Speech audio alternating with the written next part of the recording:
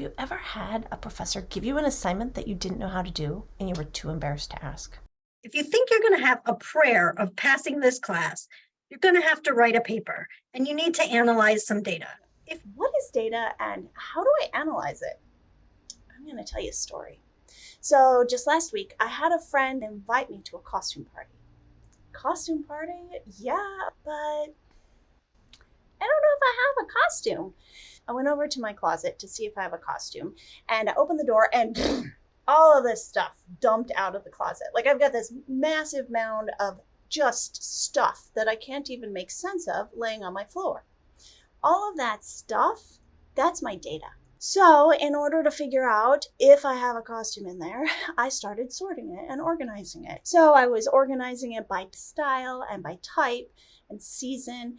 Once I got done, my closet not only was absolutely spotless, but I was able to answer my question of whether or not I had a costume. Sad news, I don't have a costume. But that process of sorting and organizing all of the information, that was analyzing my data. Back to your professor's assignment. If you think you're going to have a prayer of passing this class, you need data and you need to analyze it. So as we can tell, data can be almost anything.